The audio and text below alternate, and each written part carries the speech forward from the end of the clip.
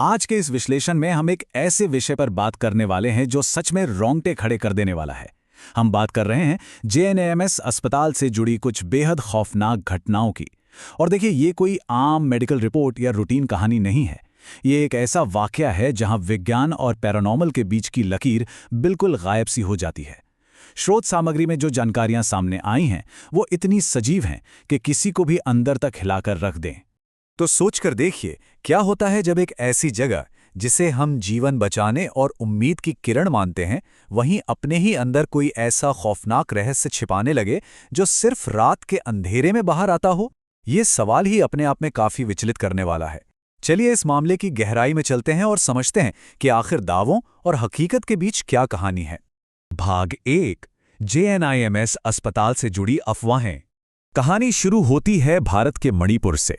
यहाँ Jawaharlal Nehru institute of medical science यानी JNIMS मौजूद है। अब ये एक बहुत ही ज़रूरी सरकारी अस्पताल है जो दिन रात लोगों की जान बचाता है। लेकिन सबसे बड़ा विरोधाभास यहीं पर है। दिन के उजाले में जो जगह लोगों को नई जिंदगी देती है, रात होते ही वो डरावनी पैरानॉर्मल अफवाहों का केंद्र बन जाती है। खासकर इसका गायनोकोलॉजी वार्ड यानी स्त्री रोग विभाग और उसके आसपास के वॉशरूम्स। कहा जाता है कि रात के समय ये हिस्सा बिल्कुल भी सुरक्षित नहीं है। आखिर ऐसा क्यों? यही इस कहानी को एक बहुत ही डरावना मोड़ देता है। भाग 2, नाइट शिफ्ट का वो भयानक सामना। अब इस घटना को थोड़ा विजुअलाइज करते हैं। रात का वक्त है और एक नई नर्स जिनका नाम अनंता है, वो गायनेकोलॉजी वार्ड में अपनी ड्यूटी कर रही हैं। सब कुछ बिल्कुल शांत है, लेकिन तभी एकदम खाली और सुनसान कॉरिडोर में किसी के जोर जोर से रोने की आवाज गूंजने लगती है। स्रोत बताते हैं कि जब अनंता ने बाहर निकलकर देखा तो दूर दूर तक कोई इंसान नहीं था। कॉरिडोर एकदम खाली, फिर भी वो रोने की आवाज लगातार तेज होती जा रही थी। मतलब एक बिल्कुल नॉर्मल सी नाइट शिफ्ट अचानक एक डरावने सपने में बदलने लगी थी। जाहिर सी बात है, ये सुनकर कोई भी घबरा जाएगा।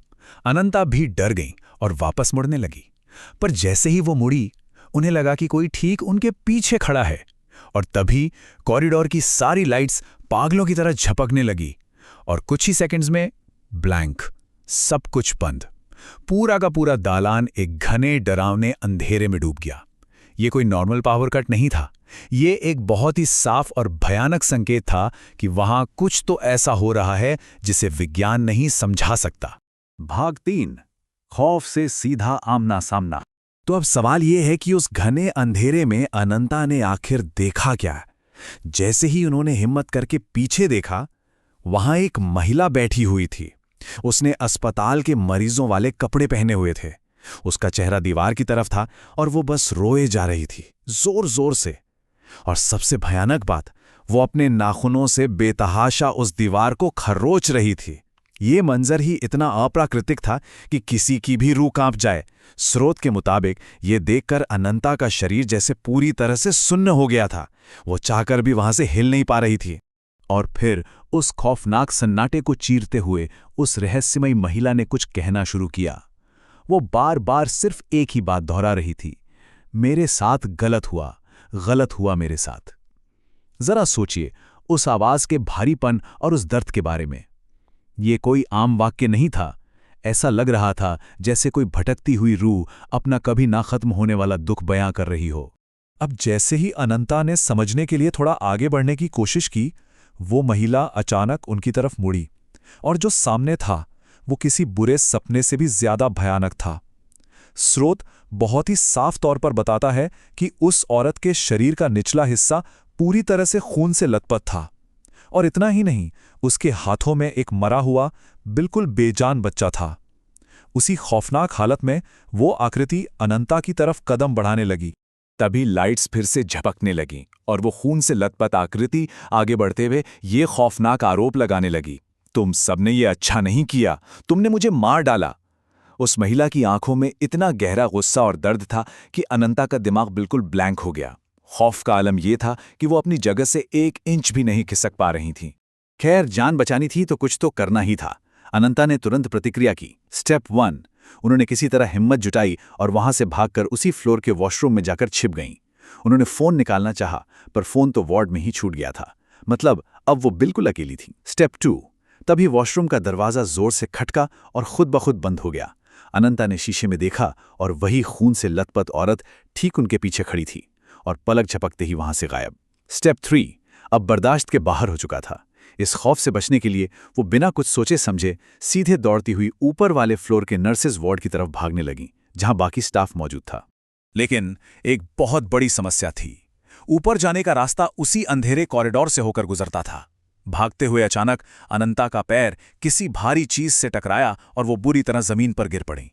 और जब उन्होंने देखा कि वो किस चीज से टकराई हैं, तो उनके होश ही उड़ गए। जमीन पर ठीक उसी औरत की लाश पड़ी थी जिसे उन्होंने अभी अभी जिंदा और खौफनाक रूप में देखा था। इस जंप स्केयर ने अनंता को पूरी तरह तोड़ दिया। उन्हें वहीं दौरे पड़ने लगे और वो तुरंत बेहोश हो गईं।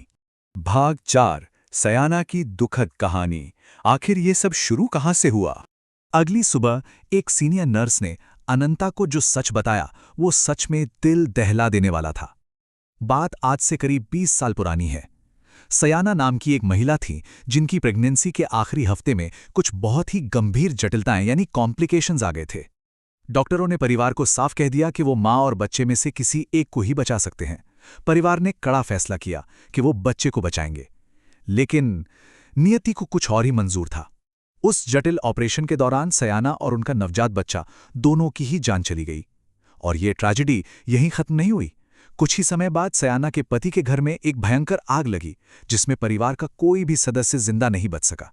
तो 20 साल, ये 20 सिर्फ एक नंबर नहीं है, ये वो लंबा अरसा है जिसके बारे में ये दावा किया जाता है कि सयाना की आत्मा उस भयानक अन्याय और अधूरेपन की वजह से आज भी उसी गायनेकोलॉजी विभाग में भटक रही है।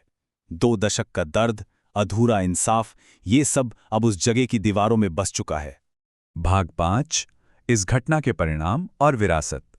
जाहिर है इस कड़वी सच्चाई और उस खौफनाक रात का असर अनंता पर बहुत गहरा पड़ा। स्रोत स्पष्ट करता है कि अनंता इस घटना के बाद इतनी बुरी तरह ट्रॉमा में थी कि उन्होंने तुरंत उस अस्पताल से इस्तीफा दे दिया। वो खौफ इतना अंदर तक बैठ गया था कि उन्होंने जिंदगी में कभी भी किसी भी अस्पताल में नाइट शिफ्ट करने से हमेशा के लिए तौबा कर ली। इससे पता चलता है कि उस रात का सदमा कितना भयानक रहा होगा। तो अब हम इस विश्लेषण के अंत पर आ गए हैं और ये पूरी कहानी हमारे सामने एक बहुत बड़ा सवाल छोड़ जाती है।